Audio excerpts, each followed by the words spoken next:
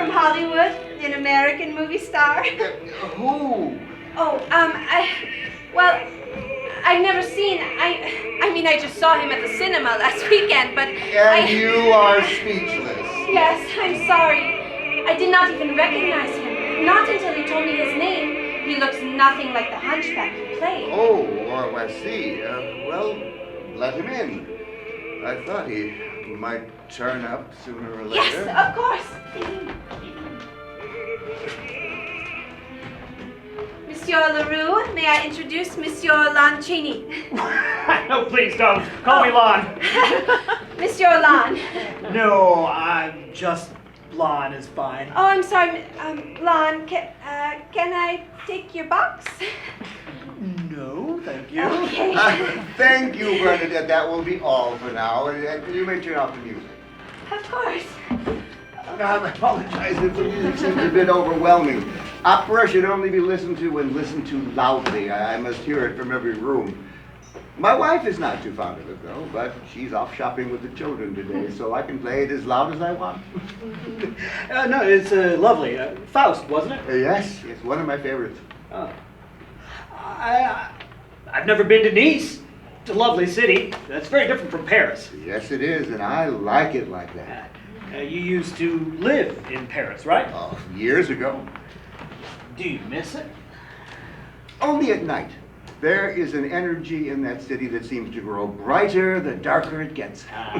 Hollywood is the same. Oh, of course. Well, there's no need to stand on ceremony here. I know why you have come. Look, I'm sorry just to barge in on you like this. My schedule's very tight, and I just happen to be in the area, so... And so the man of 1,000 faces has come to put a face to the Phantom. My agent is still fighting the good fight with the boys at Universal. I'm not even sure if I want to accept the role.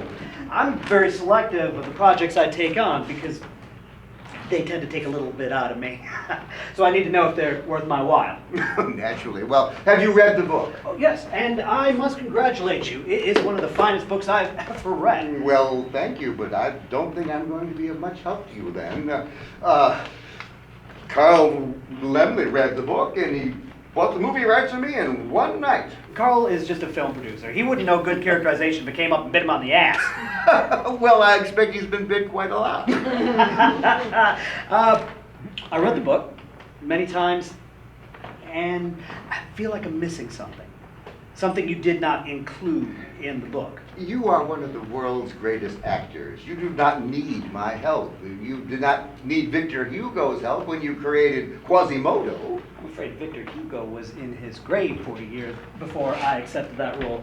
I had many unanswered questions. To become a character, I must come to know the character. Not just as the audience or the reader sees it, but as it was intended to be. And you are saying that I did not write the Phantom as he was intended to be? To be honest, no. Oh.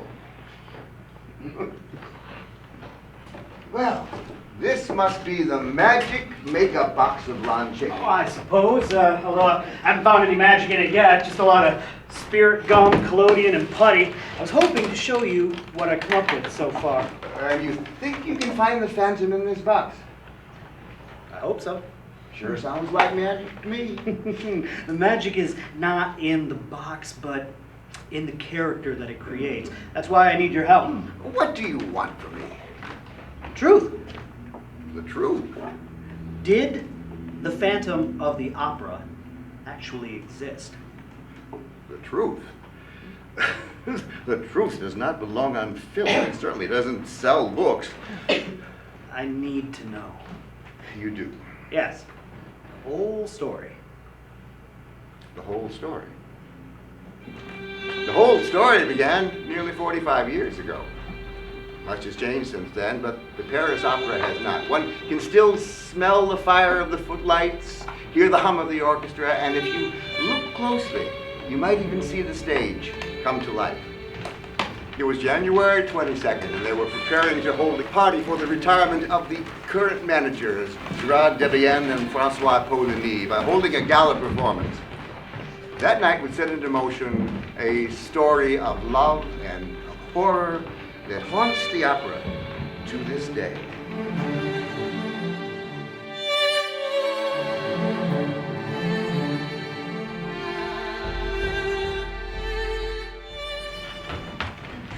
Welcome, messieurs and mesdames!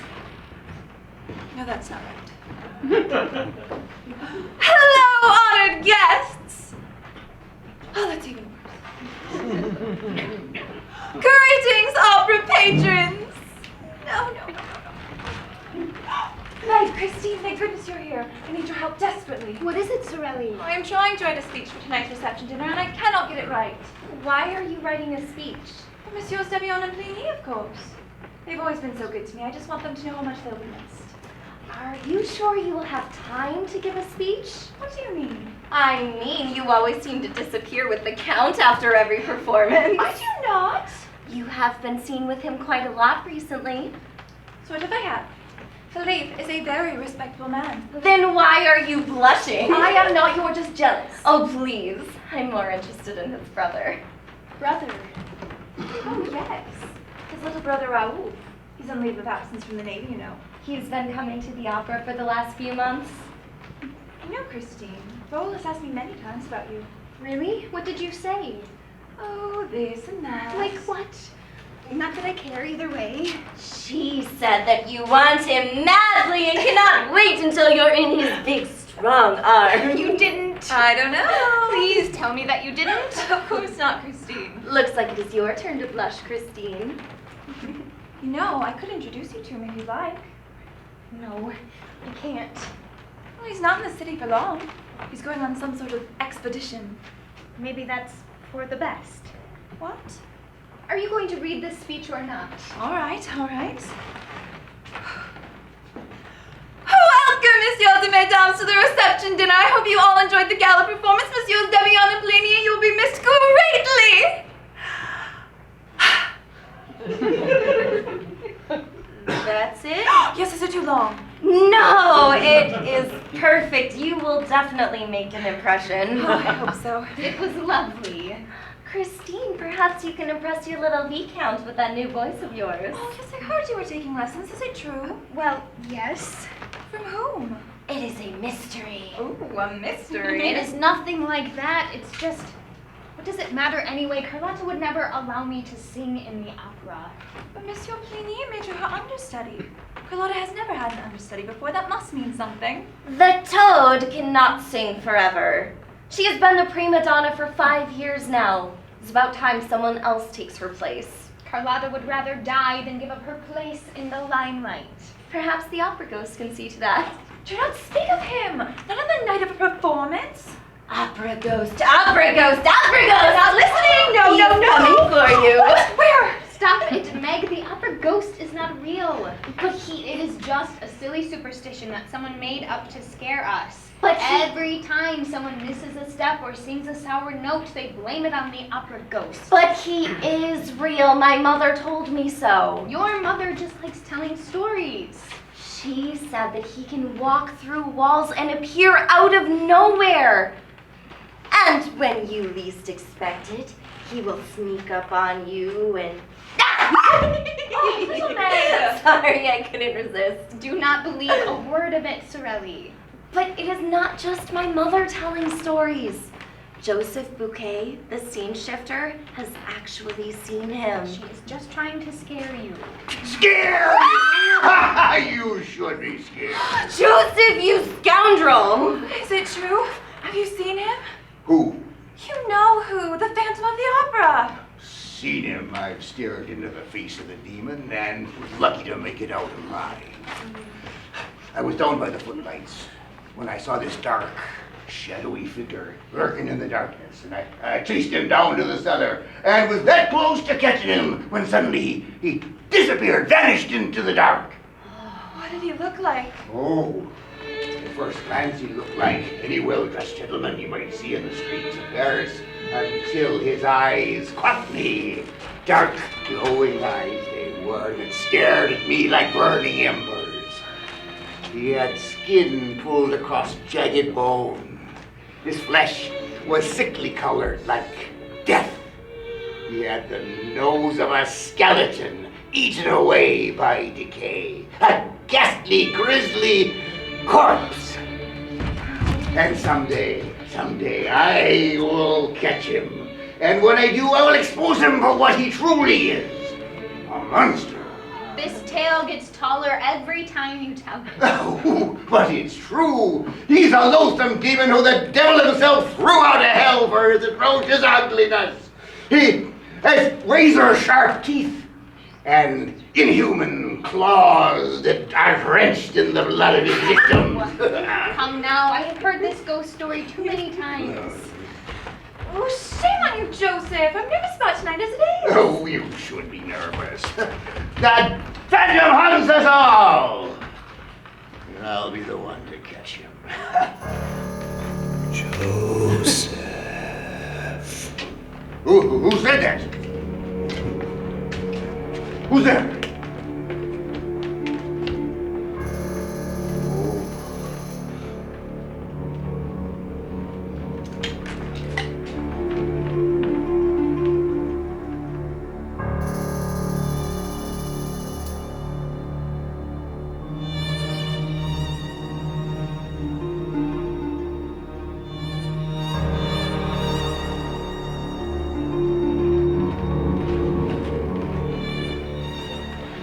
It's not that I'm having second thoughts, Fearman. It's just I've never managed an opera house before. Neither have I, but I know music and you know everything else. You approached me about co-managing the opera, Armand. You trusted me then, so trust me now. Oh, but Fearman, you don't understand a word of it. That's the beauty of it. The audience will come regardless. And besides, we have the summary printed in the programs. Oh, but Fearman, Stop being so negative. I don't mean to be negative. I'm just nervous. You are always nervous. But I just want to get this over with. Where's Pauline? He said this was an urgent matter. Relax, I'm sure he'll be here soon. I only wonder what he wanted to meet us about. Excuse me for being late, monsieur. There's much to do when preparing to retire. I am sure. Now, I trust that you've had the chance to explore your new opera house? Yes, it's quite beautiful. Well, it's yours now. Well, you seem happy to be rid of it. No, not at all. I'm quite fond of this place, but I've spent a great deal of my time, and it will be nice to have a reprieve. That's all well, but how about we get to business? Now, all the paperwork is in order. We have already been given the keys to the building. Everything is notarized and final, so I fail to see what is so important that you insisted on this meeting in the final hour. Well, yes, well, there's something that I think you should know. I've debated whether to tell you not for a long time, and Gerard, Monsieur Debienne, does not want you to know. And he's given me many explanations as to why you should not do it. But there's one thing I should tell you is about the opera ghost. Ghost. Yes, I'm afraid so. You see, this building has a rather tumultuous history. War broke out shortly after construction began, leaving the building half completed and desolate. What does this have to do with managing the opera? Well, what most people don't know is that the building was then used to interrogate and torture prisoners of war. Many poor souls have lost their lives in the labyrinths of catacombs underneath the opera. Oh, that's terrible. Oh, that's not the worst of it. Born by hatred and revenge, one of the prisoners rose from the grave and haunts this opera house to this day. Oh, monsieur, you truly are too much. And here I was worried for nothing. I had always heard you were close with your cast, but never that you thought yourself the comedian. A wonderful jest. I assure you, sir, I do not jest. Oh, yes, I am sure. And the opera ghost shall appear before us at any moment. Ooh, and he very well might. Oh, all right. We've all enjoyed a good laugh. Now, what was it you wanted to see us about? This is the instruction book for the Palais Garnier. Yes, Armand and I have a copy just like it. Yes, well, I suggest that you read this copy very carefully. In it you will find the demands of the opera host. I always enjoy a good laugh, but this is ridiculous. If you brought us here simply to make fools of us, So then... that's the first thing from my mind. But the ghost! Enough of this ghost business! Dear lord, this opera ghost demands 20,000 francs a month. What? An exclusive use to box 5 for every performance. You see, it's written down here in the Yes, bottom. yes, yes, 20,000 francs a month, and believe me, a price worth paying. And I dare not set foot in box 5. I did once, and I vowed never to return. This is lunacy. I refuse to throw money away on some specter. Oh, Gerard and I had the same sense of stubborn rebellion when the ghost first appeared to us. But trust me, you do not wish to disobey him. He can strike with cunning, frightful cunning. It is my vengeance that you should be worried about. We are trying to run an opera here. An opera whose quality has suffered due to your negligence. And you have the gall to bring us here, tell us some half-crazed ghost story, and extort 20,000 francs from us every month. I only wish to warn Get you. out! Get out of here right now! Please, I just listen to Get me. out! Fearman! Let him be. Oh, I shall go. But mark my words, he will come for you. And when he does, I bite your souls. Can you believe that man? No wonder he is returning. He has completely lost his mind. Oh, well, losing your temper didn't help. Opera ghost, what nonsense. Come, Armand, we have much to prepare for tonight, and we are completely behind schedule.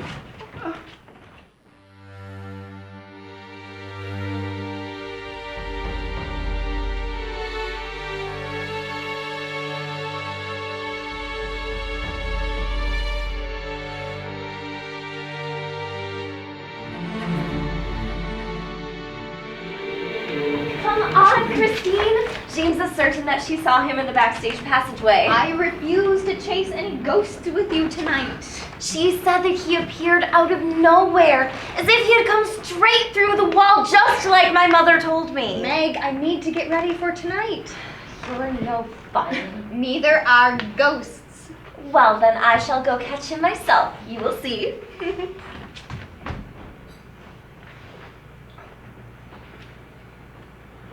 Christine, Angel? tonight you will be revealed to the world. What do you mean? You think it is mere coincidence that tonight is the anniversary of your father's death? No, tonight you shall sing to heaven. But Carlotta is singing tonight. We shall see about that. What? All will be revealed in time. I was wondering, Meg is such a good friend to me. Would it be okay if I told her about you? You will tell no one. Yes, of course. Your father sent me to you, and you alone. The angel of music is not to be paraded and displayed. I am sorry. It will not happen again. It is all right, my child.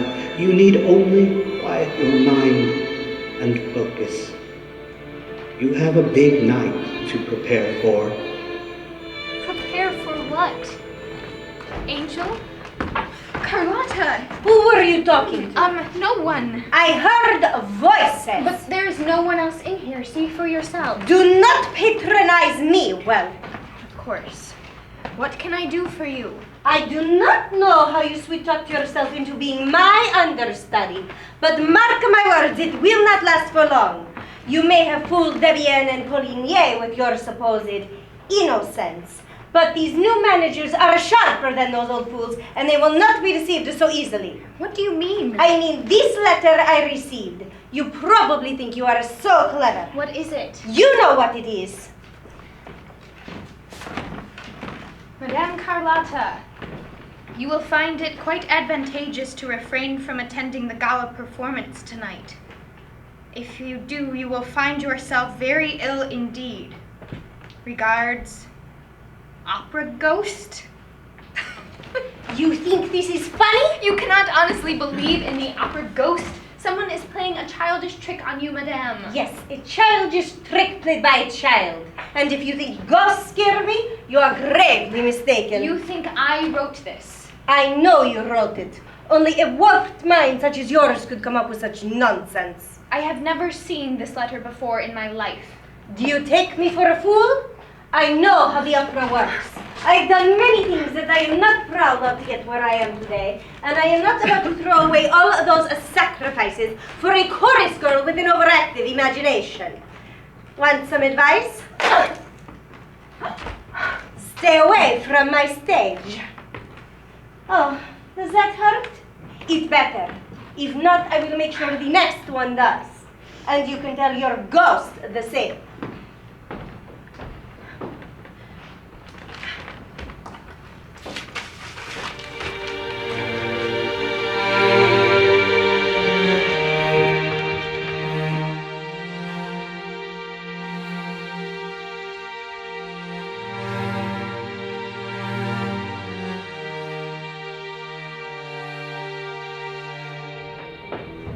Can you believe her?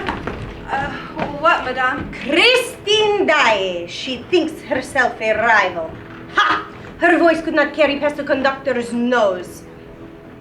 I have heard she's been taking lessons, madame. Is that so?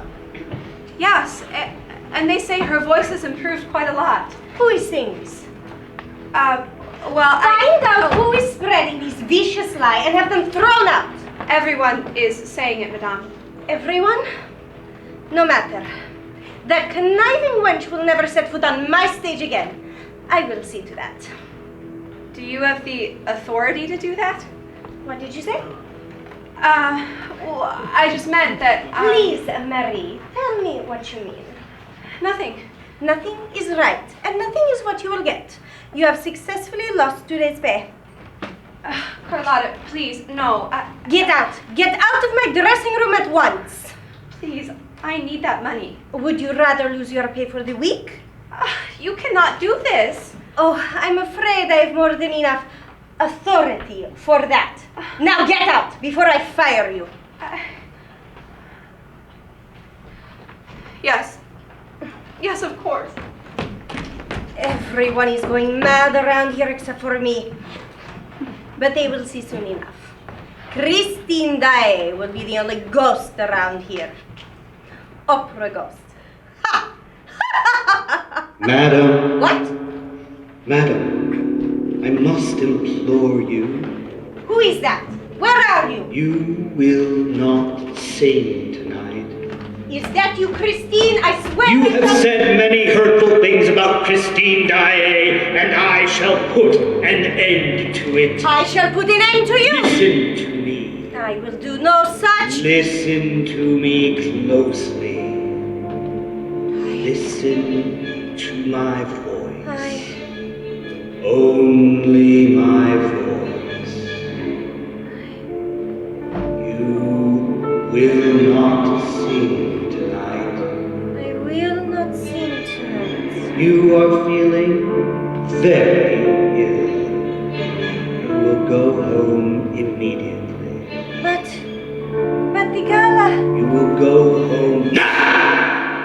I will go home now. And send your regrets to the management. Yes, of course. Carlotta, Yes? you will remember none of this. But who? Who am I? Why, I'm the opera ghost.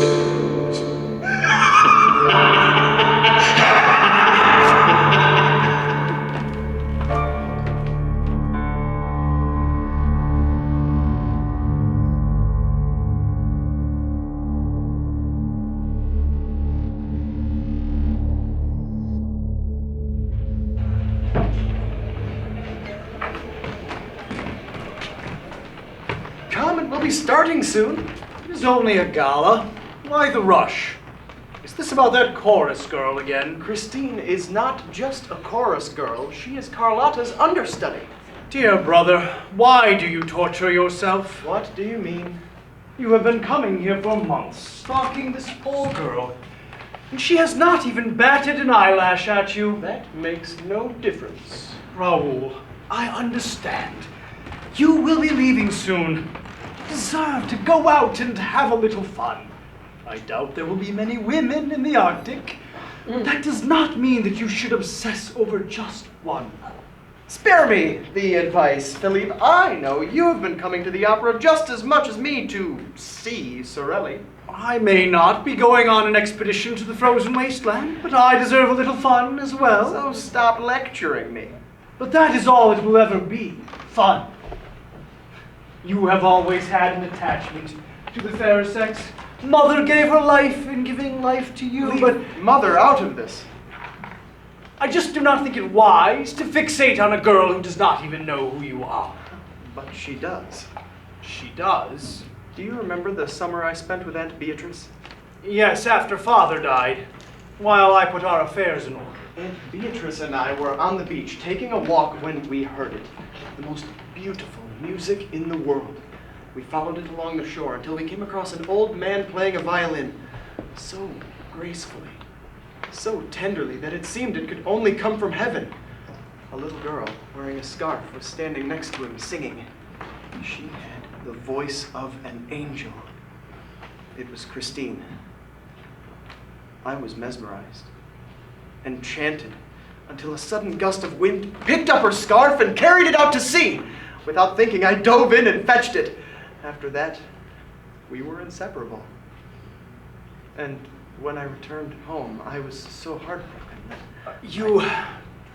You kept yourself in your room for weeks. I thought it was because of Father, but... When you first brought me to the opera, I fell just as madly in love with her as I was back then. But you were just a child. 12, maybe 13. Things change. Not this. Not her. Love will be the death of you yet, my boy. Come.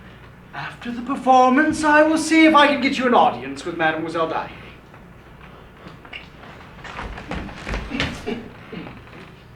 Thank you, Philippe.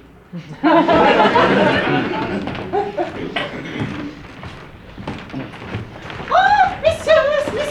Oh, yes, madame. You are the new managers.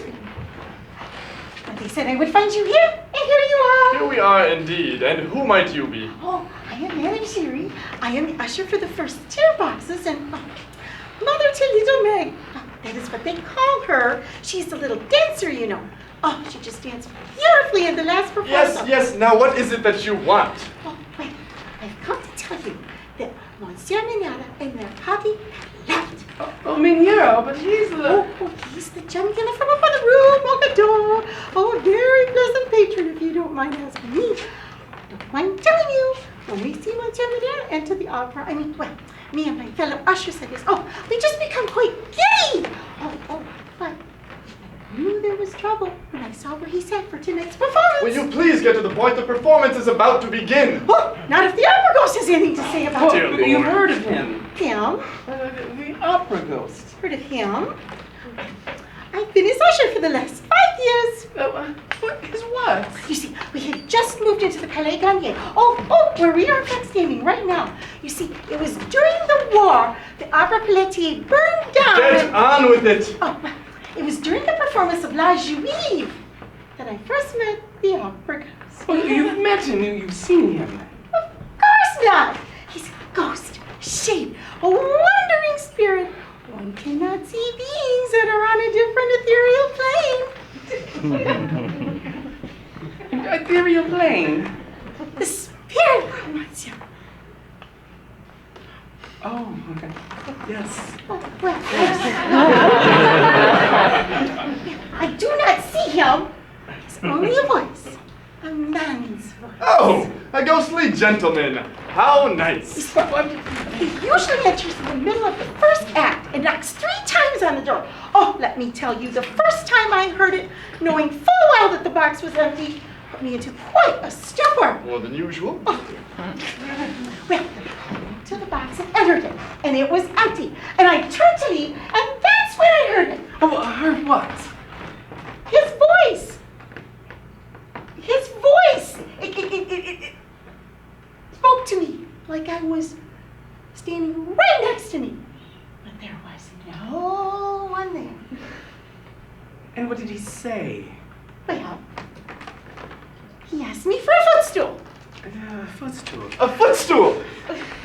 He must be a wandering spirit if he needs to rest his feet during the show. He said not to be afraid. He was simply the opera ghost. And what did you do?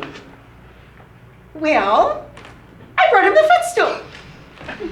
She is a raving lunatic. And in the performance, he usually gives me either 2, 5, or even 10 francs.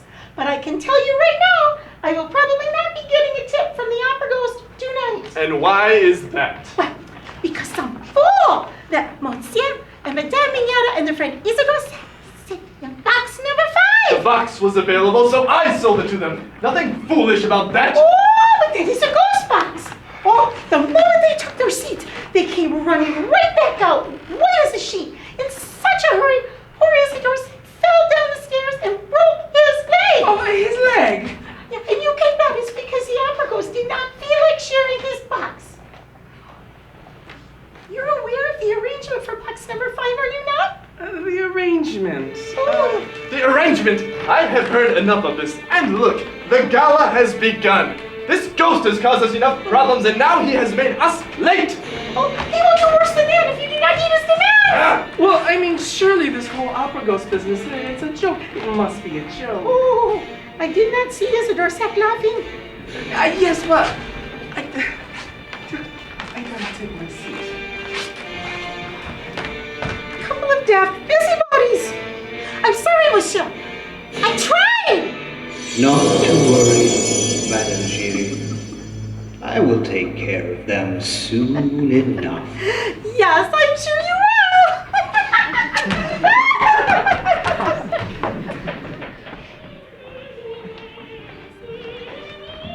Despite the looming presence of the opera ghost, the gala performance went splendidly. The opera company guided the audience on a sweeping journey through the most beautiful and popular music of the day. And the audience was never more captivated than when Christine Daae took the stage. They would speak of it for many years to come. Her voice enchanted, entranced, completely and utterly enraptured them. And the magic spell that she cast seemed to bewitch even her. As the audience applause rose above the silence at the end of her aria, she fainted, collapsed to the stage. She was overwhelmed by the audience's response, but more importantly, she was overtaken by the voice that she had found that night. The voice of an angel.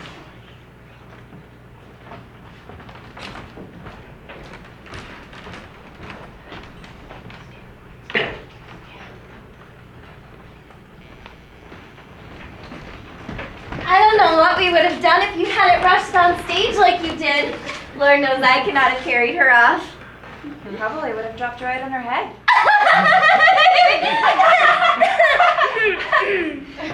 Angel? Christine, can you hear me? What did she just say? I have no idea. Have you ever seen anything like that? A singer fainting on stage. Never in my life. I've never heard anyone sing like that. Where did she get that voice? Angel? What? Angel of music. Christine, are you all right? Oh. It's going to be all right, Christine. I'm here. Who? It's me, Raoul. What are you doing in here? Well, you fainted, and I... No, you must leave at once. Don't you remember me? The boy who fetched your scarf? You did what now? Christine, you know the Viscount? No, I have never seen him before in my life. When we were little, and your father Monsieur, was... I know nothing of this. But, Christine, I love you. What? We've not seen each other in all these years, but the way you sang I tonight... am quite flattered, monsieur, but I tell you I do not know who you are. Okay, lover boy. We appreciate your help, but you have to leave now. Look me in the eyes, Christine, and tell me you don't know me. You are a complete stranger. There is your answer, Viscount. Now, if you please.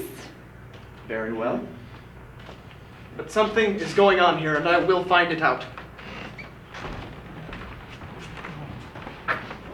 Say hello to Philippe for me. Why was he so upset? You know those sailors, a woman in every port. I suppose he mistook Christine for one of his little trollops. Would you both please leave? I was only joking. I would just like to be alone. Are you sure? Yes. Oh, okay.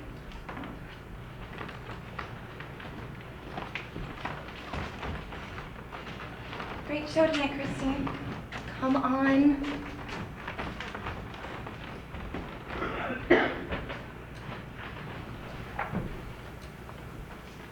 Christine, the angels wept tonight.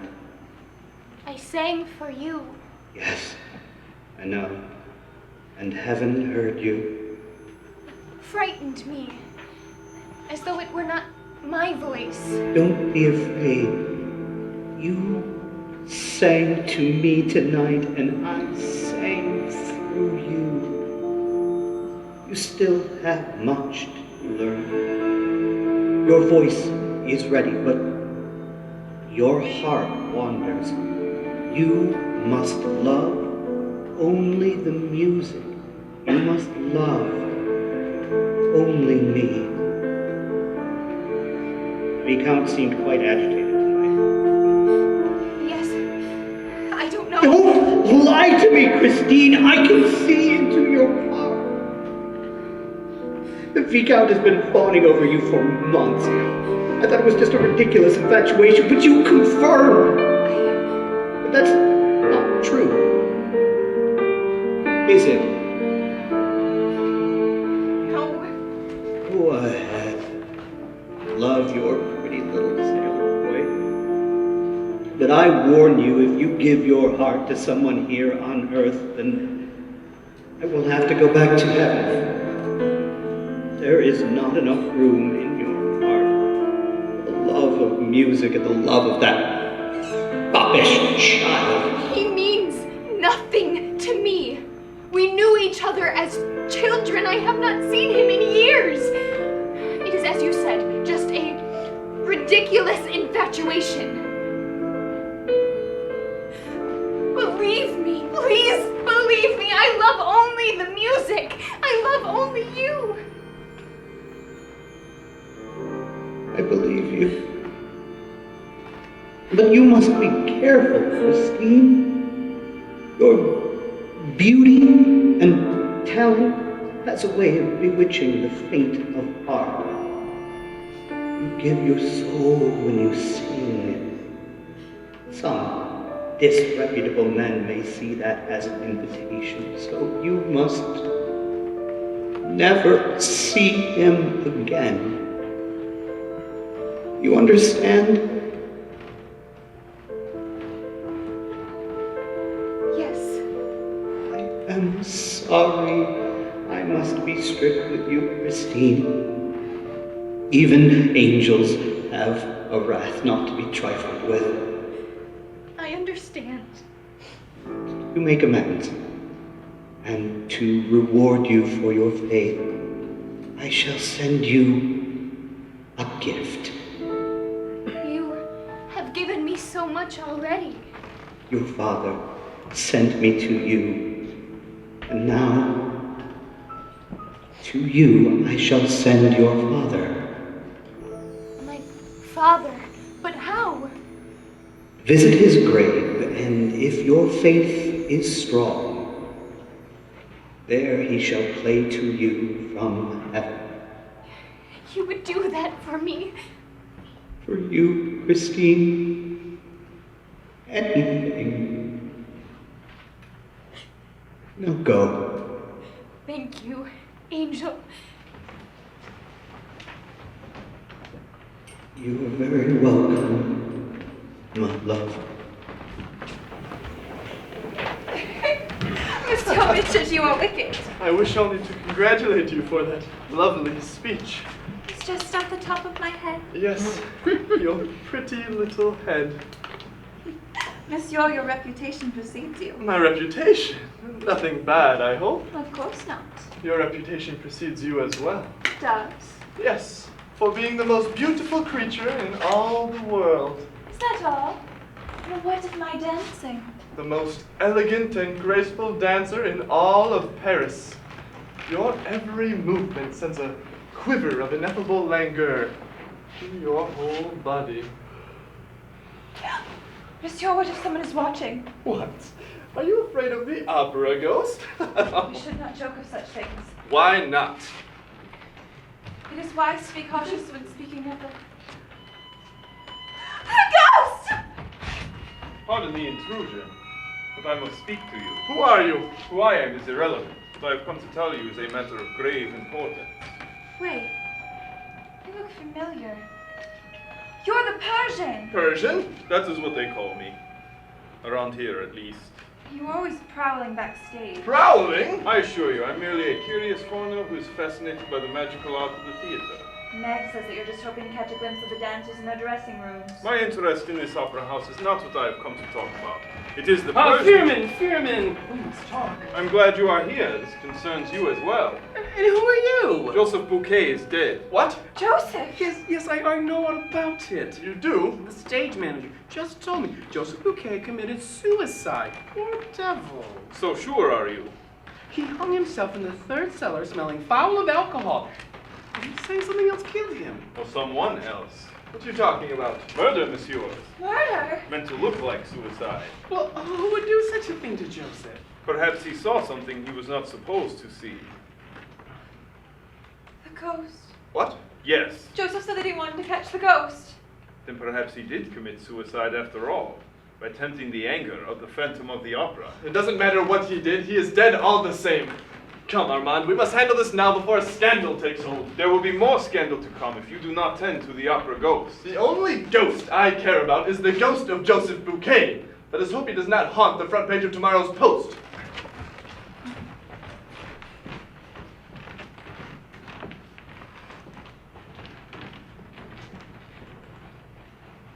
You don't really think it was the ghost that killed Joseph, do you? Yes. Yes, I do. Are you afraid of the ghost? Yes. Very much. Good.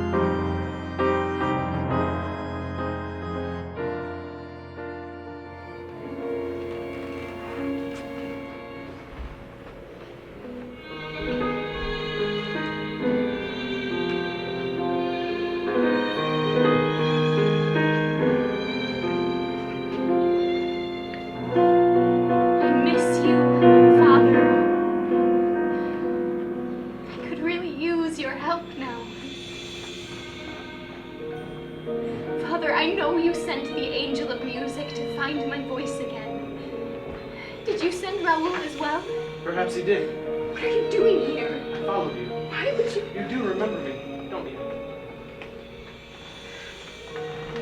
How could I forget? The little boy who saved my scarf.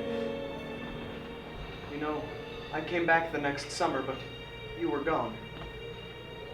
After you left, Father became very ill. He died that winter. I am sorry. I did not know. I moved to Paris and began instruction at the conservatoire. Friends of my father took me in, but they died a few years ago. I am all alone now, Raoul. No, you're not. I'm here. He will not allow it. Who? You would not understand. Was it the man in your dressing room? What? You could have just told me the truth. The truth? That you love someone else. What? I stood outside your dressing room. I heard everything. You... I must know. Who is he? Wait. You heard him? Yes. How is that possible? He is just using you, Christine. You don't understand. I understand well enough. His ill intent is quite clear. Who I give my heart to is my choice and mine alone. And the only ill intent I see tonight is a guileful viscount, eavesdropping on private conversations and stalking about in graveyards. Who is this man, Christine?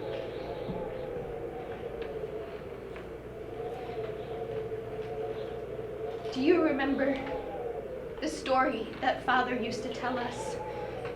The story of the angel of music? Yes. Yes, it was our favorite. A spirit from heaven that comes to set fire to the divine music within every great musician. That voice you heard tonight was not the voice of a man or a lover. It was the angel of music. Father sent him from heaven. Until tonight, I thought I was the only one who could hear him. This is ridiculous. I know that. I have never been a superstitious person. That part of me died with my father. But the things the angel knows and the things he has taught me, where else can he come from but from heaven? My God. I recognize that music. You see, Raoul, it is my father. It can't be. Father. Christine.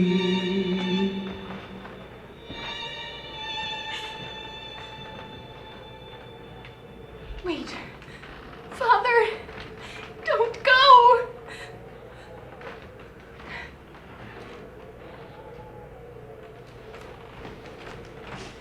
It was him. Raoul, he came back for me. Thank you, Angel. Thank you. There's got to be an explanation. There is. It was my father.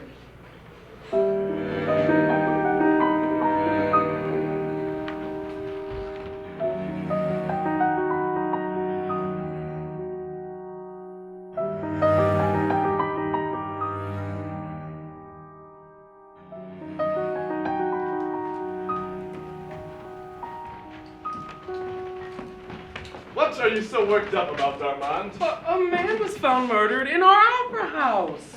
It was a suicide. Well, that's what the police report says, but I'm not so convinced. Why do you say that? Well, that man, the Persian. He is a foreigner, prone to a wild imagination.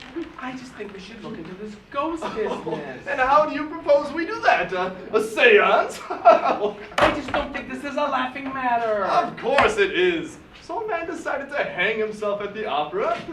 That happens at the opera all the time. Tonight, we are putting on Faust. I suggest you watch it carefully. An old man is saved from his deathbed by selling his soul to the devil for the sake of a girl. That is opera, that is the world, and audiences love death. I want her out on the street now! What are you talking about? Christine Daae! Carlotta, we were sorry to hear you were not feeling well enough to perform at last night's gala. I felt fine. I don't know how she did it. One moment I was in my dressing room, and the next it was morning and I had missed the gala. I'm afraid. I don't understand. Christine Daae, she drugged me so she could take my place in the gala. And this note? I received it this morning. Madame Carlotta, if you sing tonight, you must expect a great misfortune to strike you just before you begin to sing. A misfortune worse than death. Regards, opera ghost. And this is not the first time she tried to scare me with ghosts. But do you mind if I keep this note? Burn it for all I care. But if you do not throw Christine out, then I shall be the one to leave. And I promise you this, many patrons will leave with me. I know a lot of people in this city, miss. You're very powerful people. And when I am done with you, you could not find a job running a horse stable. Carlotta! The girl girl is young, naive, and completely out of her element. The whole city is talking about her. She does not possess your strength and presence. We are but slaves to your every word. Christine Daae may have a childlike beauty to her, but she pales in comparison to you. You're just trying to flatter me. Christine could not handle a role like this. Why, just last night, she fainted on stage. She did. Dropped right to the floor. Did she fall on her head? Right on her head. I hope it leaves a mark on her pretty little face. So, will you sing Marguerite in Faust tonight? And Christine, you will fire her? I am not so sure. What do you mean? If we fire your understudy, there is bound to be a scandal. Then what do you propose we do? I propose you go out on stage tonight and play Marguerite. At the end of the performance, the audience will sell their soul for you. Make them forget the very name of Christine Daae. Yes. See, I like that. I knew you would. And I would not want to waste my strength and, what did you call it? Presence. Yes, my presence. We can discuss it in more detail tonight, before the show. And you will become slave to my every word? I look forward to it. Tonight then, here, in my office. I shall see you then, monsieur. Madame. Armand, you may want to vacate the office this evening. Don't say.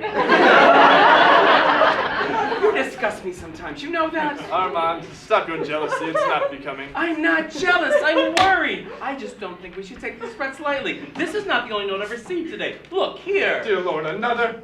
My dear managers, last night's gala performance was a rousing success. I look forward to tonight's performance of Faust, but there are a few conditions that must follow. Number 1, Box 5 will be placed at my disposal immediately. Number 2, the role of Marguerite will be sung by Christine Daae. And number 3, seal my 20,000 francs in envelope from which I'll collect my monthly allowance. Give me that. Well, what are we to do? Nothing. What if the ghost?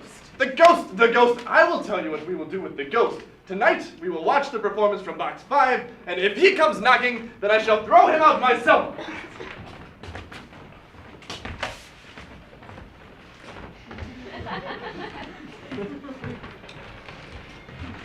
And so Faust was performed that night. Carlotta sang the role of Marguerite. Christine returned to the chorus. The managers took their seat in Box 5, and despite the threats, things were going rather splendidly.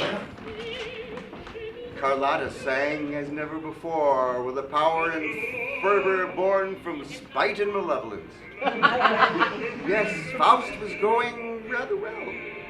But the ghost always arrives late to the opera.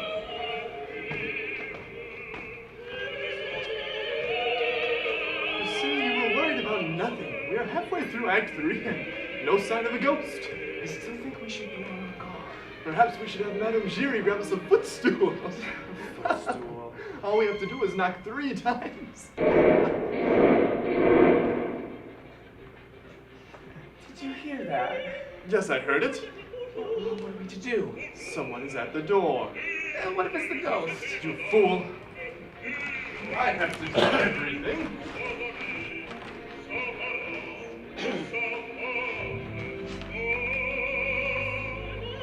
Well, who was there? No one. But what? It must have just been some restless child. Well, something is going on here. I don't care if it's a ghost, a child, or a conniving soprano. It must be dealt with. There is nothing going on. Messieurs, I hope you are enjoying tonight's performance. Everyone seems to be having an amiable experience. It is unfortunate this is a cursed house. Cursed? The lover's duet between Marguerite and Faust is fast approaching, though I doubt it will be a very effective duet tonight. What do you mean? Wait, what do you mean? Armand, it was the ghost. Yes, I know. But it was the ghost. Come, Fearman, we have to get backstage. Why? You must be stopped. What is happening? A misfortune worse than death.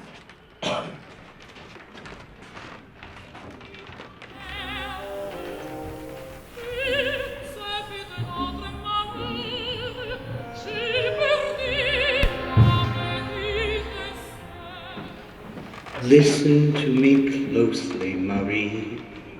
Listen to my voice. Only my voice. Yes. Carlotta will be exiting the stage soon. Give her the glass. You will make sure she drinks it. Yes. You will remember none of this. Yes. Very good, Marie. Very good. Powder! Powder! Marie, powder! What? Yeah, I'm carrying this entire show by myself. Everyone out there is just filling the stage with their hot air, and my makeup is sweating. I need powder. Yes. Water for me? Yes. Of course it is for me, you fool. Now go. Go. Madame? What? The water. You must drink the water. What else would I do with it? Now hurry. Mephistopheles can only squat out there for so long. Yes. The water. Yes. Please, Christine, you must listen to me. Raoul, I will be late for my next entrance. I am telling you, he is not the angel of music. Are you enjoying the show from the chorus? It seems to be going very well. Of course it is. The audience loves me. Me! They've all but forgotten about you. Christine could sing circles around you. Raoul, please don't. And just who are you? I am Viscount Raoul de Chaney. Well, Monsieur le Vicomte, little Miss Christine does not sing. She croaks like a toad. She could not sing to save her life. You miserable little... Oh, come on, Raoul. She isn't worth it. That's it. Run away. Run away to Daddy. Oh, wait. You can't. He's dead. How dare you! I heard he was just some worthless violin player. Don't you dare talk about my father. His only legacy is a failed ingenue who has to sleep with a vicomte to get on stage. My father was a great musician and an even greater man. Your father is dead, and soon so will be your career. Christine, wait! Just leave me alone. You monster! Aren't we all? I hope you choke on it. Someone help! We're too late. Oh my God! He warned us. The ghost! The ghost? The angel? Christine! Christine! Spearman! Call a doctor! Now! The ghost! Spearman!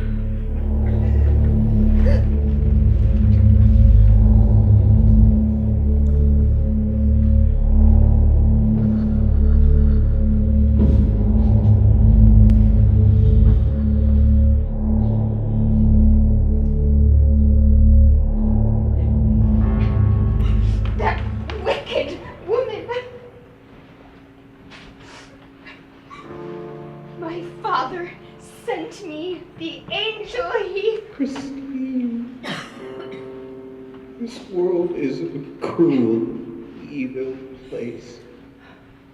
I have come to take you away. Take me where? Angel? I told you to love only the music. I am the music. Christine! Listen to me, Christine. Listen to the sound of my voice. Only my voice. He is not an angel! Don't listen to him, Christine. Listen only to me. Angel.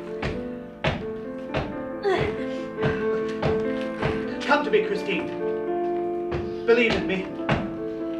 Christine! Christine!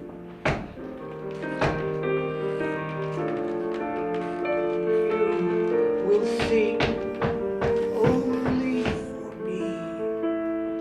You are my angel of music.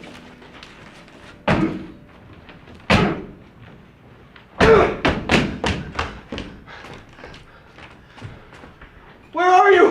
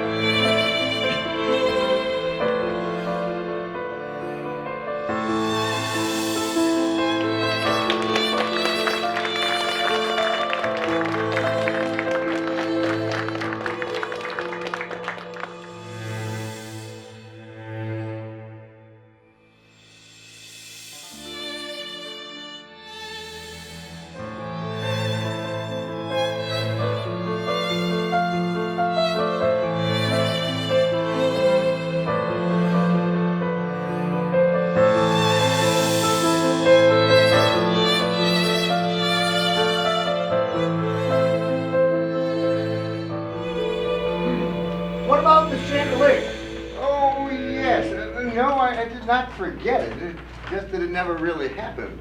I edited it to inject drama and catastrophe into the narrative. But it's featured so prominently in the book. Well, it's based upon something that happened years later, totally unrelated to the Phantom. And what about Carlotta?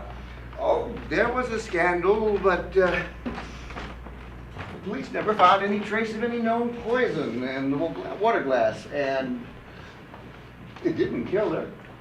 I mean, she could never sing again, but most people thought that either Marie or Christine had something to do with it. Christine? Yes, but the police found no evidence, so in the end, the members of the opera Ghost were all that remained. So how much of the book is based on truth? Well, I knew I had to tell the story, but that the truth had to remain hidden for my sake. So I wrote a lie here and there to hide the truth. Are you done yet? Just nearly. It doesn't have to be perfect, you know. Oh, but it is. It's perfect. Oh my God.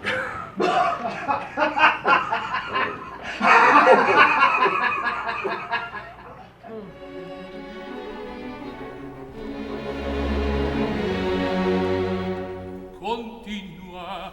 Vi trarro Cassio e con astuta inchiestero a deschero a charmar. Sorry to have taken so long, my love. I decided to stop and see how tonight's performance was coming along. Have you been listening to it, my dear? It is miraculous how clear it sounds down here. I would prefer to be up there. Oh, it's too dangerous up there. Opera should be seen, not just heard. You aren't missing much. I don't know what they were thinking. Othello, with the talent they have now. Whomever they found to play Desdemona is even worse than Carlotta, if that's possible. Perhaps I should return. You will never sing for them again. You will sing only for me. I cannot sing down here. Don't say that. It is too cold and damp. I will die if you do not sing.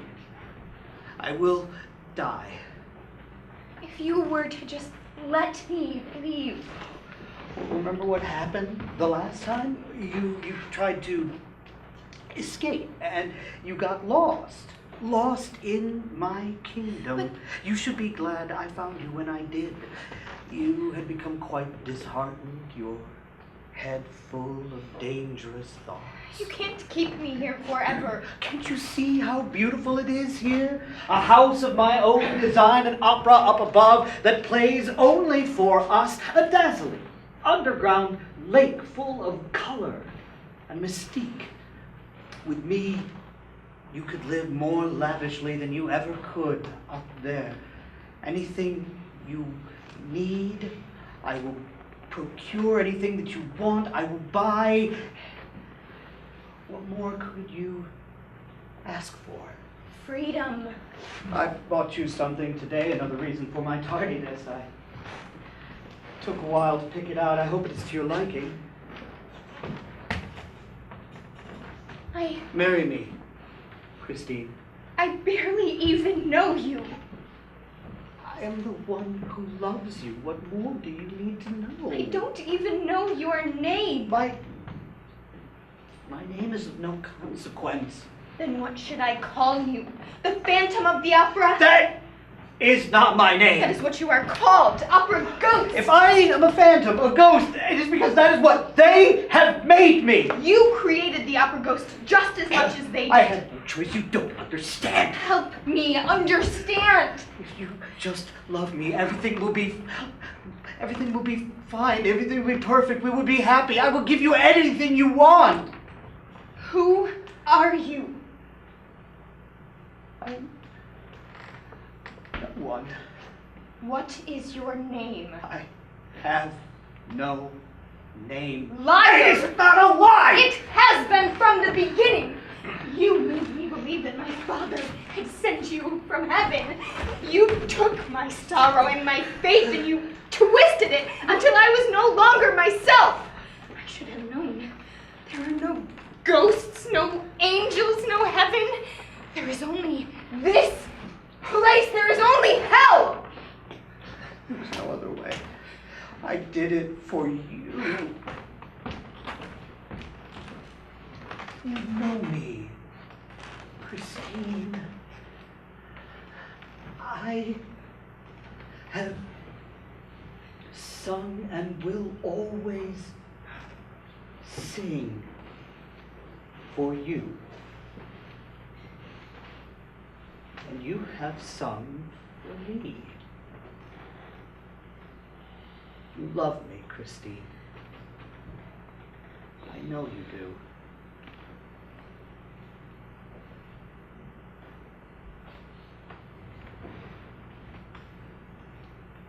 I was once known by the name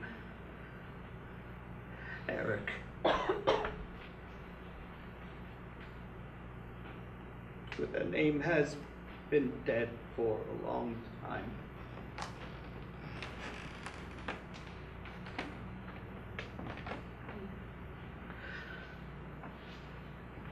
And what about the mask? You must never ask me about that. If I am ever to love you, I must know your face. That's why I must wear it.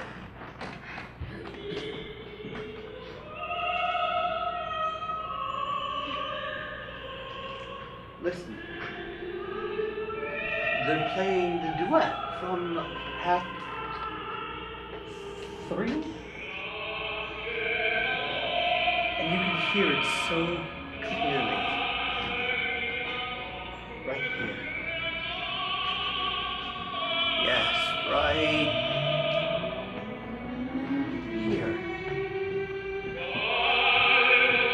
This is where I was standing when I first heard you sing.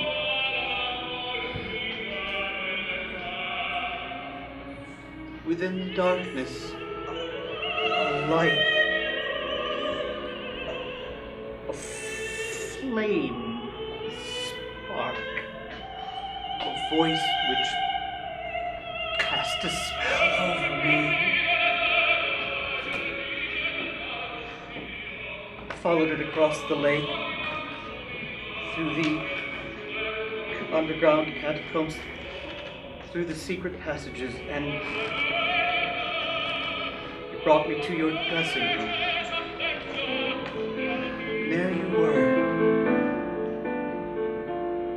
unaware of your budding potential, your heavenly voice. I could hear it. I knew it was there, and that is where I fell in love with you.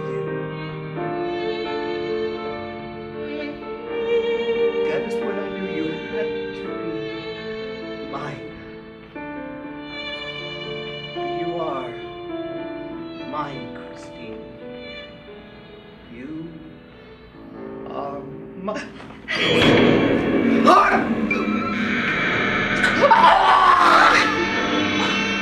What have you done? What have you done? This is what you wanted, isn't it? The living corpse. Feast your eyes. Clutch your soul. Do you see it now? Or is it a mask?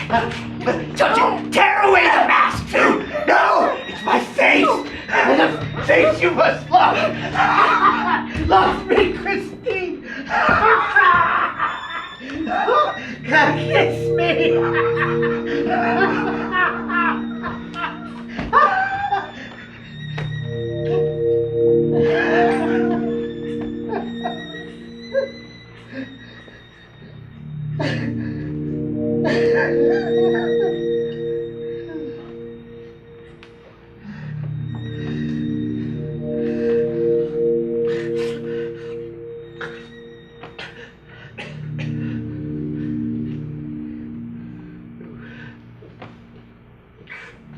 Could have been a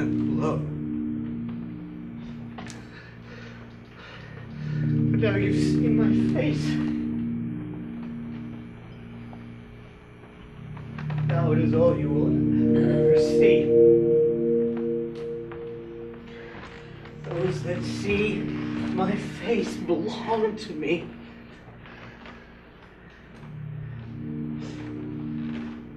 You must go. I are afforded all the freedoms you deserve, but you must take this and wear it always, and if your loving Viscount tries to remove it, I will kill him. And if he tries to take you, I will kill him. And if you do not return when I call, I will kill you both. Get your things. I will prepare the boat.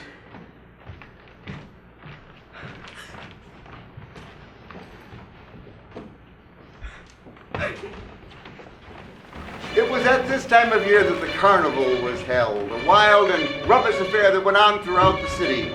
And the Paris Opera was not spared in the festivities, albeit more bohemian than the rest of the city's revelries. And one of the more spontaneous traditions was to hold a masquerade ball in the Palais Garnier, full of madness, mystery, and just a touch of menace.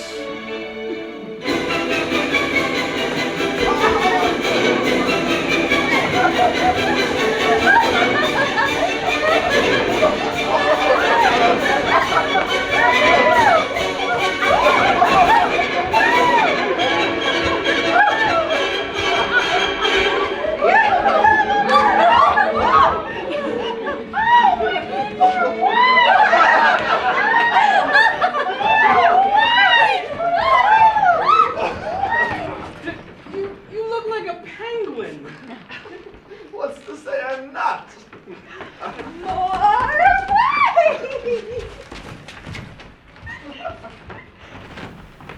She's not here, Raoul. How do you know? Because there are some things that even a mask cannot hide. Put your mask back on! Why? It's just a silly party. You know why they enjoy masquerades, don't you? So they can hide their social status. Make believe themselves to be more than they are. You think so? Give them a taste of something they can never have. Maybe it is meant to show them something they could have. Either way, I am not too fond of this mask. I do not care. Put it on. The note said it was very important that we remain unrecognized. You, not me. No. See here. Be well masked. For the sake of my life, do not let anyone recognize you. I am just a hapless victim here. If you are unmasked and people see your face, it will not be hard for them to deduce who I am. There is no one else here, Raoul. How can you be sure? Give me that stupid mask. I want to see your face when I speak to you. Give it back. Not until you speak to me with a civil tongue. No one has heard from Christine in 2 weeks. I have been looking for her everywhere. And then yesterday I received this note from her. She is in danger and needs my help. You need not involve yourself in her affairs. Her affairs? You leave for your Arctic expedition in 3 weeks. I may not even go. What? There are more important things than... Then what? Your career? Your name? I love her, Philippe.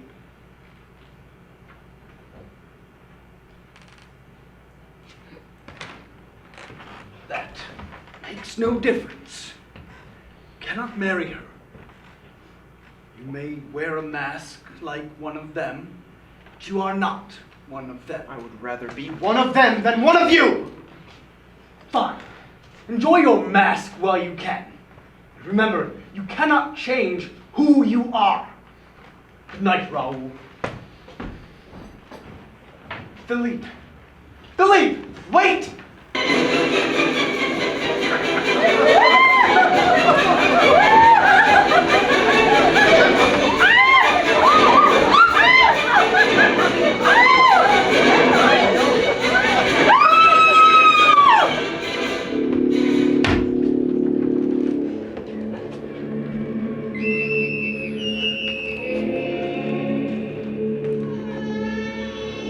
You fool! I am the Red Death. I bring darkness and decay to all I touch. And I have come for all of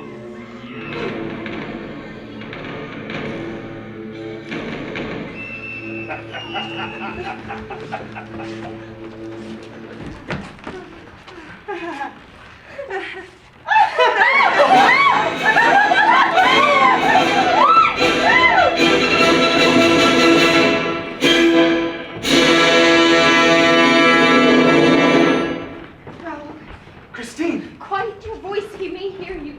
Quickly, follow me. Where? The roof. Do not go this way. What? Go that way, now. Go quickly.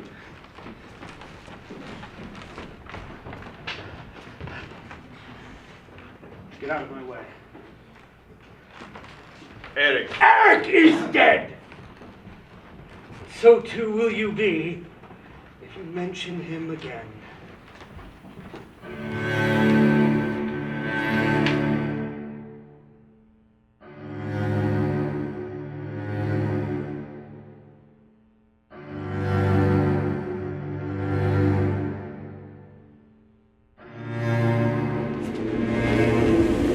We'll be safe up here. There are no trap doors where Eric can hide. Eric? Is that his name? It used to be Who is this man? a demon, an angel, I know not which. He seems to be both and neither at the same time. Don't let him take me again, Raoul. If he does, I will never return. We shall go far away where he can never find us. No! I could not betray him like that. Betray him? You should hate him. How could I hate him after all he has done for me? What has he done for you? Lied to you? Abused you? He loves me. And his voice. He is not a phantom or a ghost. He still possesses the voice of an angel. And that voice sings only for me. Then you do love him. Yes. In a way, I think I do. Then go. Be with him. No! Raoul, I love you!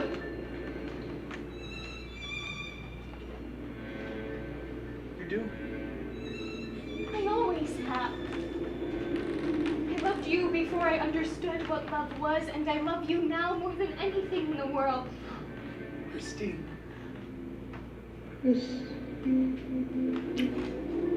Did you hear that? What? It sounded as if... It must have been the wind. If he sees us together, all will be lost. I belong to him, Raoul. I wear his ring. Then let us be rid of it. No. If I ever take it off, he will kill us both. Let the coward show his face, and I will send him back to hell. You must never look upon his face. Once you have, it will haunt you forever, as it haunts me. My carriage is waiting outside. We can go and never He will return. find us, no matter where we go. There's only one way to end this. How? I must sing for him. That is the only way he will understand.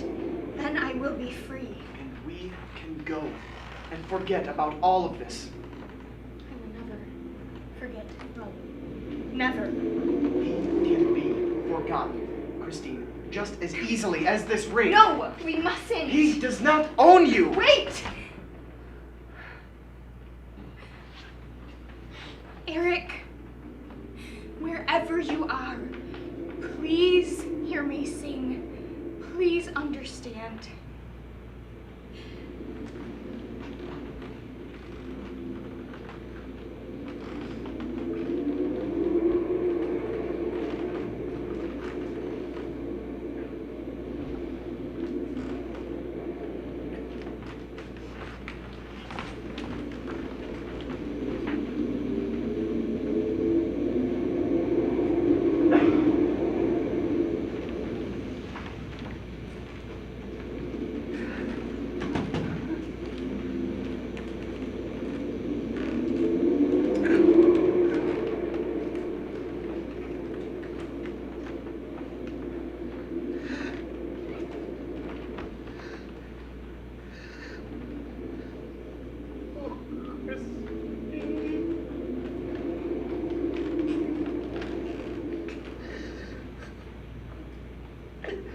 must stop this.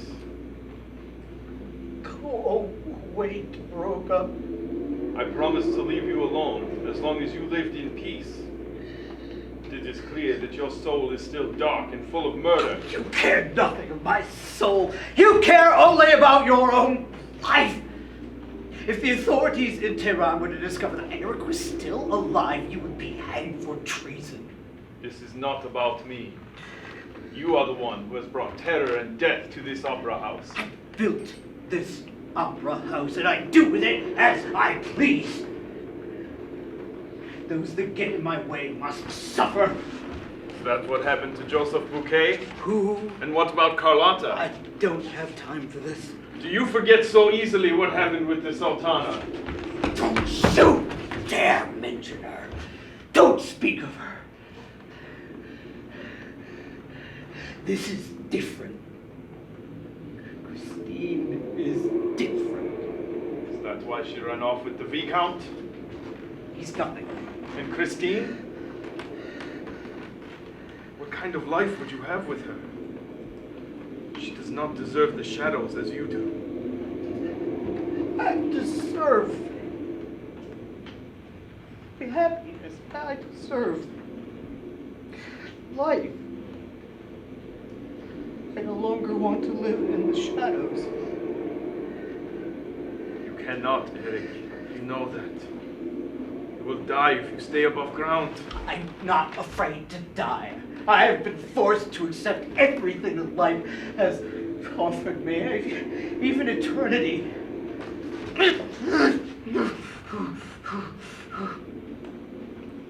But is it worth it?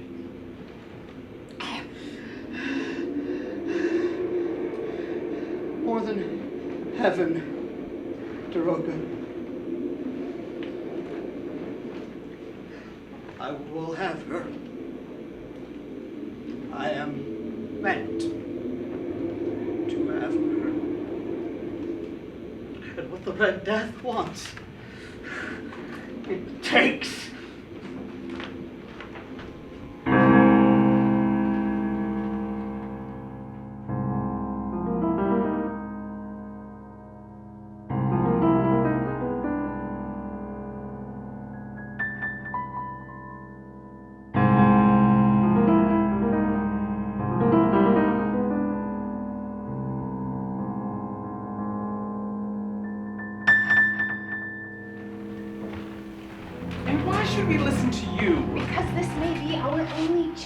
How do you even know it will get rid of the ghost? You have to trust me.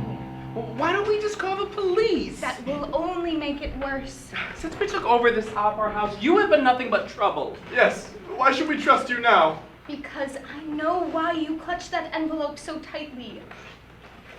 If we had only listened to him from the beginning, then none of this would have happened. Paying him will not make it stop. It is our only option. It took some time, but we have his 20,000 francs. The bank teller sealed the envelope himself. I won't have to stay awake at night, watching, waiting, wondering when he will come for me. I just want the nightmares to stop. I promise you they will. What do you need us to do? Just let me sing Marguerite tonight. Very well. But I warn you, if anything should go wrong tonight, you will be held responsible. Of course. Thank you. You can get rid of that envelope now. No, but his salary. He has already taken it. Check the envelope and see.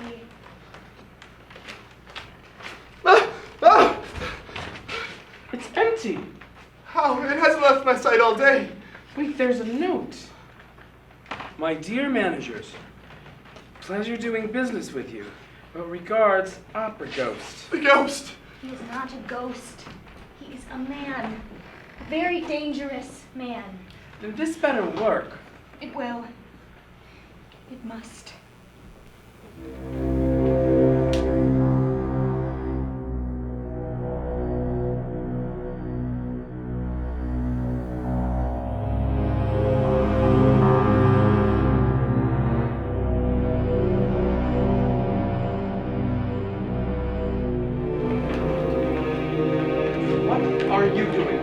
I have come to enjoy the opera. That is not why you are here. I know that you have a carriage waiting outside. Are you spying on me? I am taking care of you. I am no longer a child. You act as one, speaking of phantoms. I knew I never should have told you. I thought you could help me, but all you have ever wanted to do is help yourself. You will obey me. Never again. Then you are no longer my brother. So be it. Get out of my way!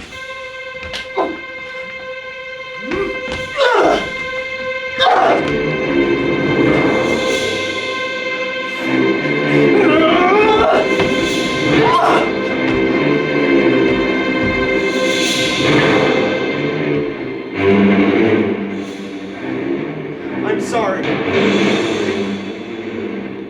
I'm sorry, you'll never understand why I must go. So what? Love? Yes. This love of yours will kill you. Goodbye, brother.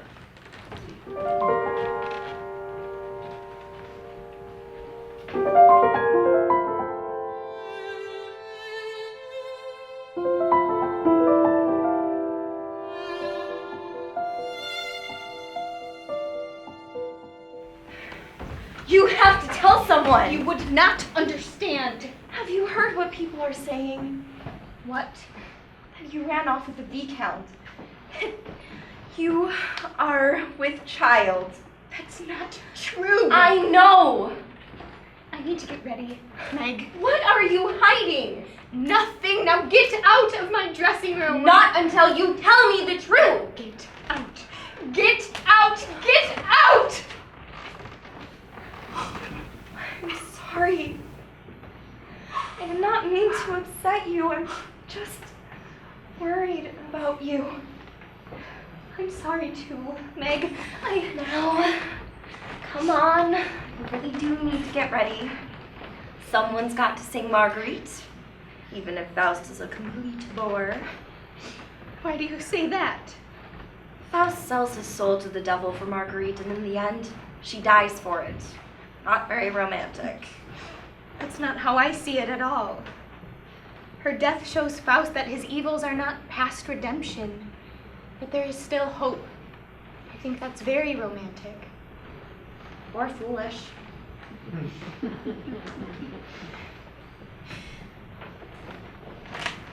Do you think she was afraid? Marguerite? Even though she had faith in herself, do you think she was still frightened? I would be. I'm scared, Meg. I'm so very scared. You have nothing to be afraid of. You know this world backwards and forwards. Now I must go get ready myself. Wait. I just want you to know that I love you very much. I love you too. Thank you, little Meg, for everything.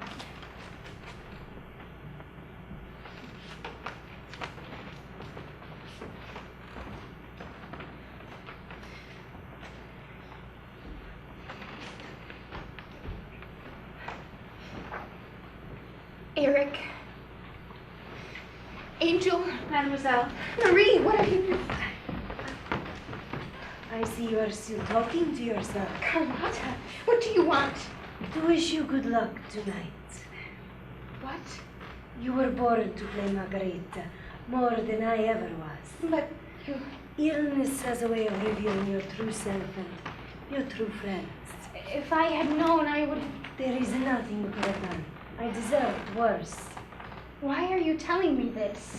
Because whoever did this to me, a maniac, an opera ghost, I can tell just by the look in your eyes that he wants you to. Yes, he does. And I wanted you to know that you are not alone. And that I am excited to see this new Marguerite. I heard she is very good. Thank you, Carlotta. Well, we better find our seats. Marie, are you ready? Whenever you are, Madame. Then lead the way, Marie. I will try to keep up.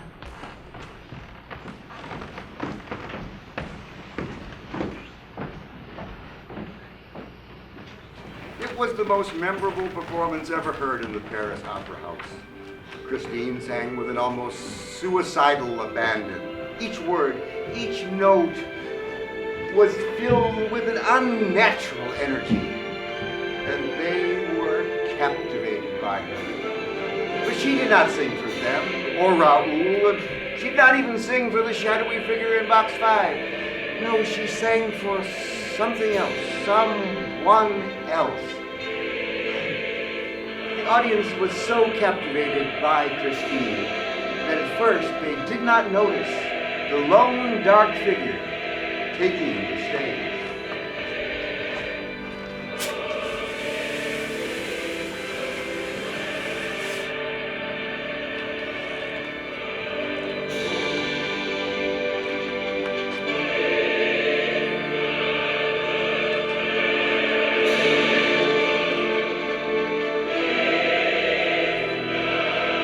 So sorry, Christine, but the music is over.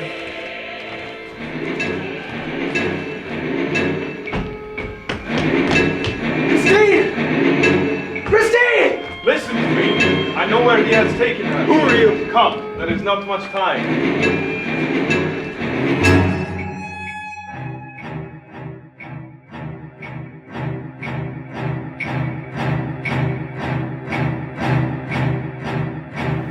There must be a trapdoor in here somewhere. There is nothing here. You do not know Eric as I do. Eric? So you know his name? I know many things. Though he possesses the face of a demon, it is no match for the demon that possesses him from within. Christine has spoken of his deformities. Eric suffers from a very rare disease. It makes him a very dangerous man. But if you know where to look, tricks are easy to find. Who is he? We do not have time for this. We must go now. I need to know. You do? You do. When I first met him, he was still very much a child. I was working as a daroga, the chief of police for the Sultan. I was sent to buy Eric from a traveling carnival. He became famous not only as a horrifying oddity, but as a gifted inventor of torture devices.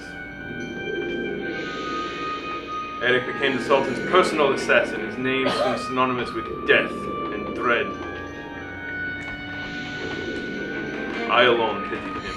He is a murderer. His sins do not define him. He has a great capacity for love and compassion. He should be locked up. He was! Then how did he escape? I set him free! What?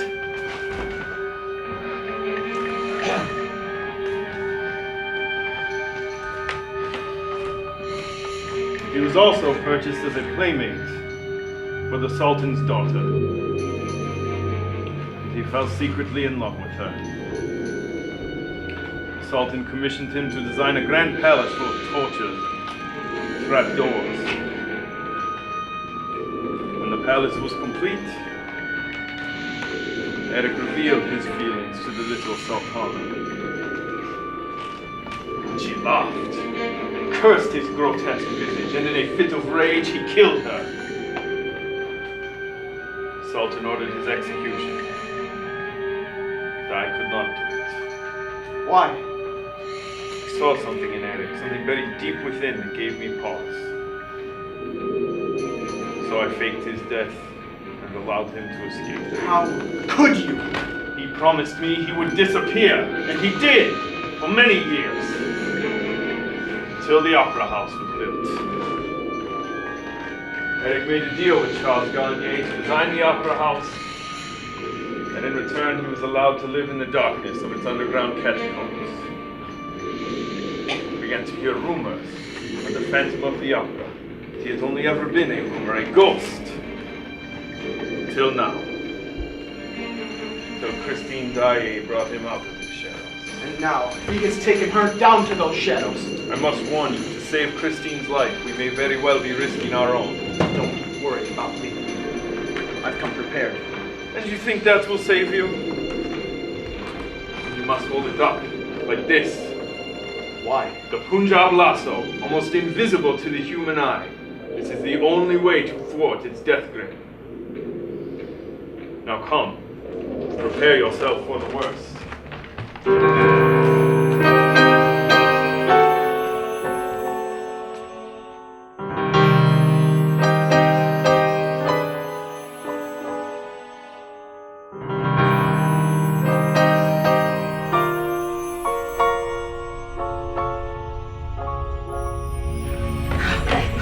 You must stop this!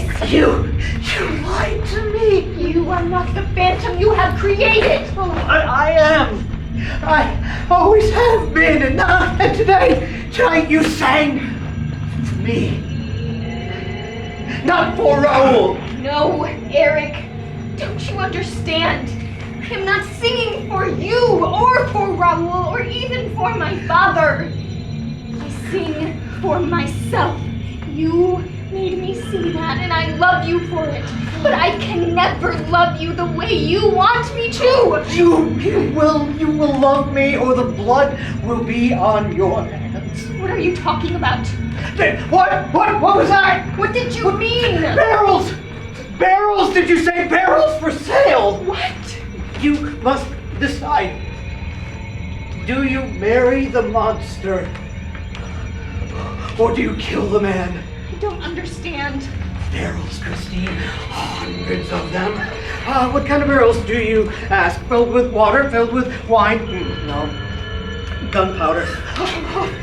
And they await your decision. Marry me, and they remain silent. Refuse me, and they erupt, sending the opera into my underground hell.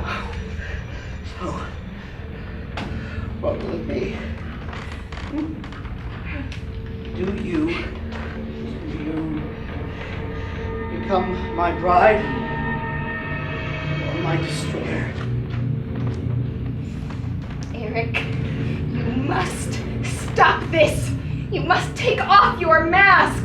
No, not that mask. The one you have hidden under your entire life. You are not evil, Eric. This is not the way to find love. You would never love me like this. Not even my own mother could love me. She couldn't even bear to look at me. Or even give me a name.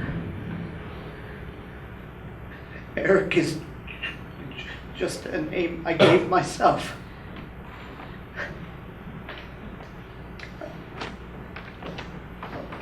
I only want a kiss.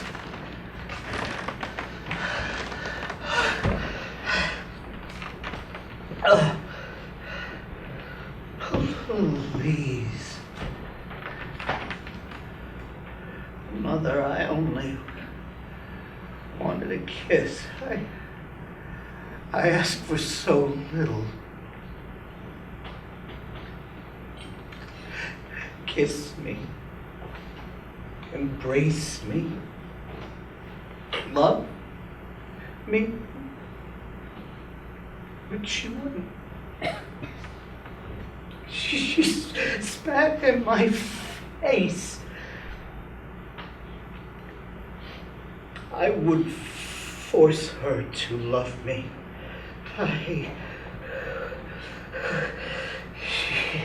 She struggled at first, and I held her tight.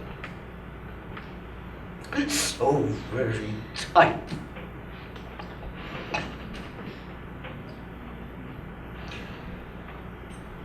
Eventually, she was silent, and all was silent.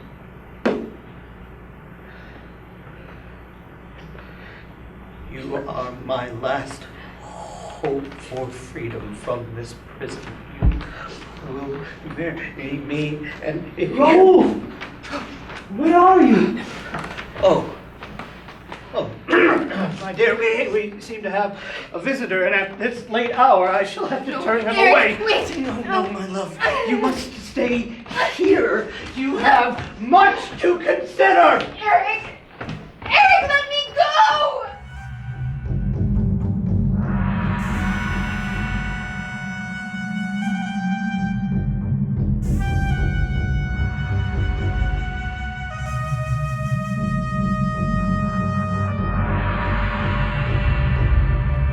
Listen to reason, Raoul.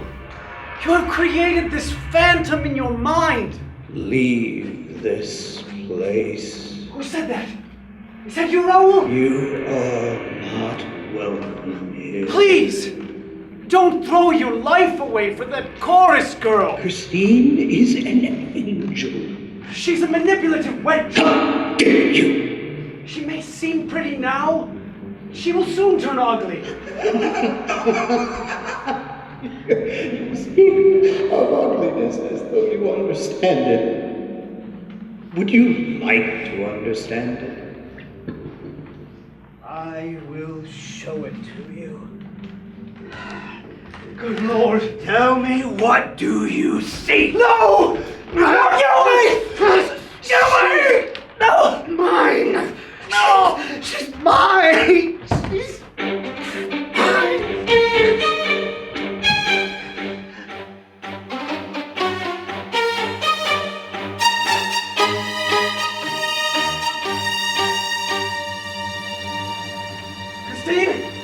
Christine! Keep your gun up for the sake of your life. Raoul, is that you? Christine, where are you? Please, you must get me out before he returns. Stand away from the door, Christine. Wait, stop! He will hear! We must go now before he... No! Please! You're trying to run away, Roga! Don't do this, Eric. Remember, I saved your life. Saved it so I could live in this prison. I will be free. Stop this! With me. If you marry me, I will let the Vicomte live. If you refuse, I will send us all to hell. Eric, Choose now. No, wait! Yes. Yes, my love. If it will save lives, then I am yours.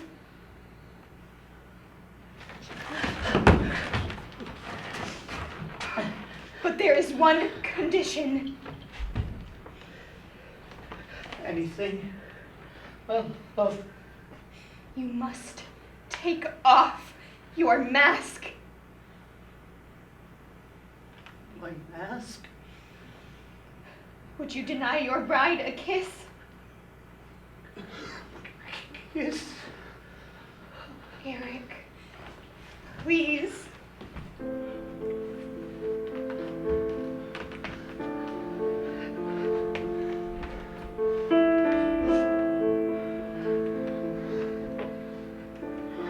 My God.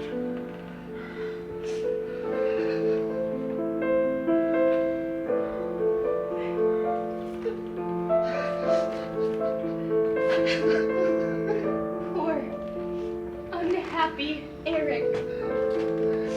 No matter what mask you wear, you will always be my angel of music.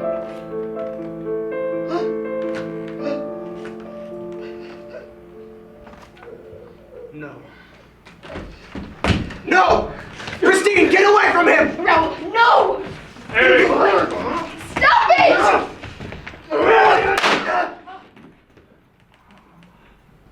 My God. Christine! What have you done? Christine! What have you... Get away from her!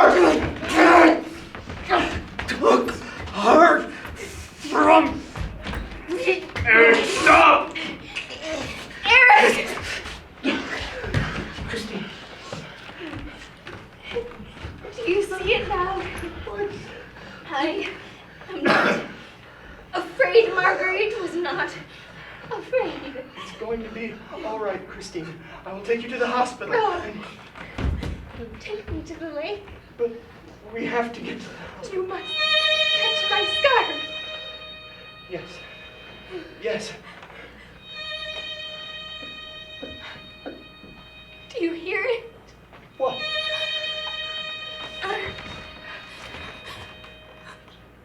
My father. He has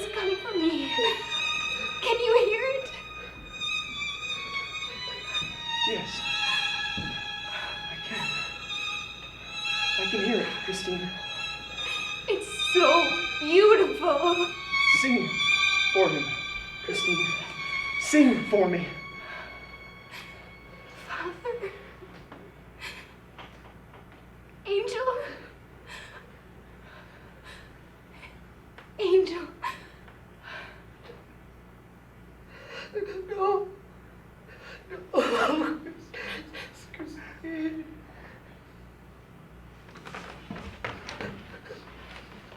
Come. I will take you to the lake.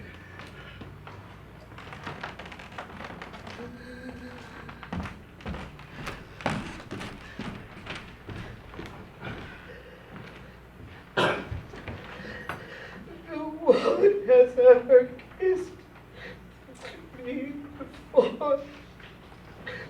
Oh God. No one. She's gone. That's all my fault. I'm so sorry, Christine. Eric? Eric, are you all right?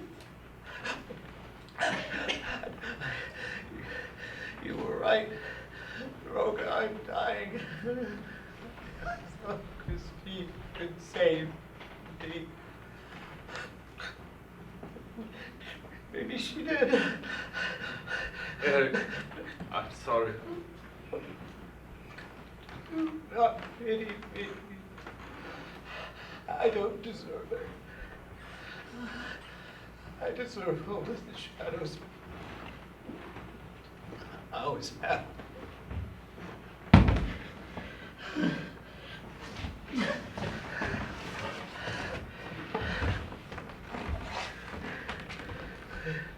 Well, you promised me when I died that you will bury me by my lake. Years ago, we saw it so beautiful there. I will.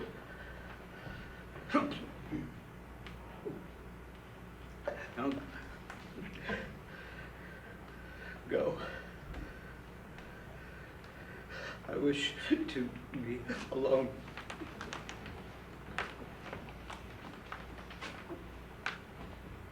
Are you sure? I have faced my whole life alone.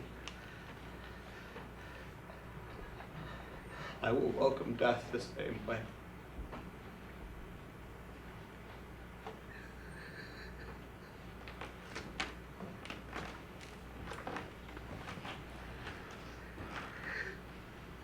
Goodbye, my friend.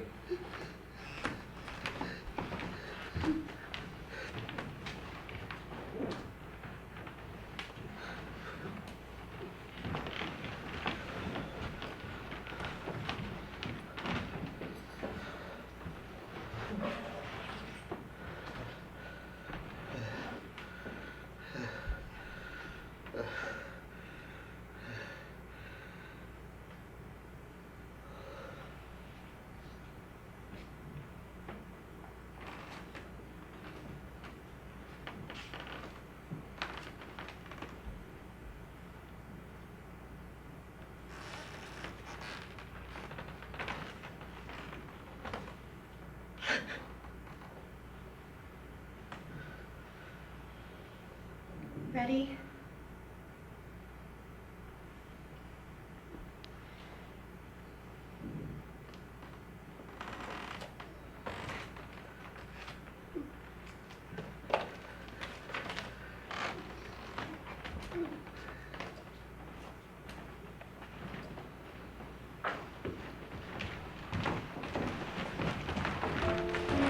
The ghost in the Paris Opera existed. He was not, as long believed, a delusion concocted by the patrons of the opera house. Count Philippe de Chanier's body was discovered on the shores of the Rue Scribe, his murder remaining a mystery. What happened to Raoul? The end? The Arctic vessel Proteus set sail from San Francisco as part of the Lady Franklin Bay expedition. Franklin Bay?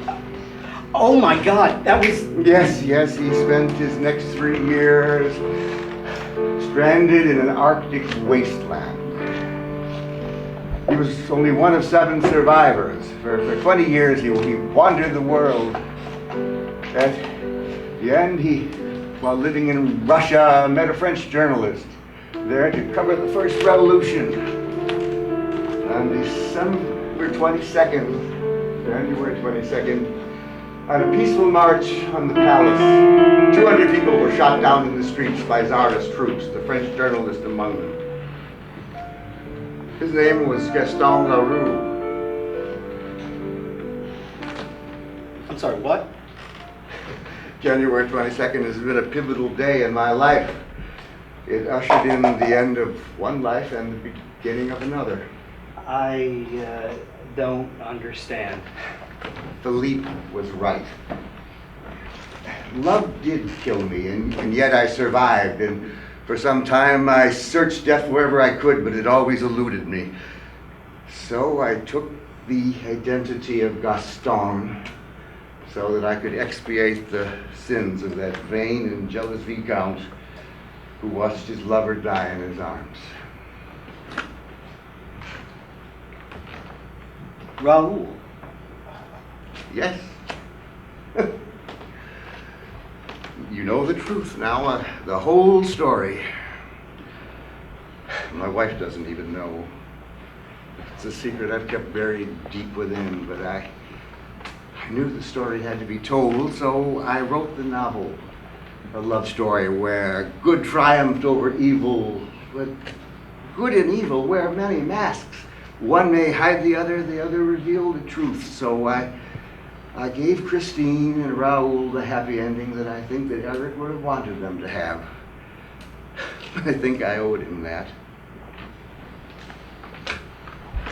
Why tell me the truth? Oh, maybe it was just time. What do I do now? Go back to Hollywood. Go back to the lights, the energy, the excitement. Go make your movie. How am I supposed to make the monster now that I know the truth? I wrote that I had discovered a skeleton buried on the edge of the underground lake. And if you go there, you will find the remains of a deformed creature once known as Eric. But what I did not write is you will also find a young girl wearing an engagement ring who had the voice of an angel. The Persian and I buried them so that they could always hear the sound of the lake and the music from above. Their love story in life was dark and full of shadows. But in death, their love story is eternal. So go become that creature that the audiences want. Horrify, terrify, become that monster that we all want to see. Because the real truth behind the Phantom of the Opera is much more frightening.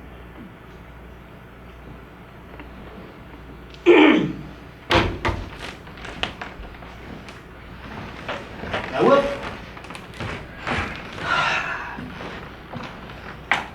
I will.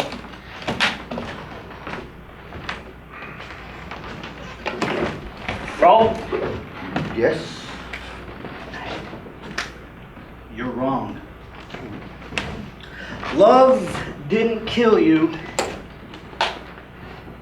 It saved your life. And I think your wife should know that.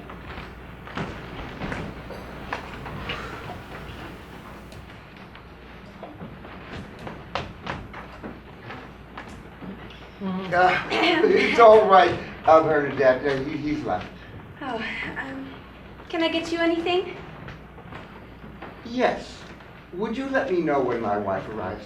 Mm-hmm. There's a story I need to tell her. A story? Yes. the whole story.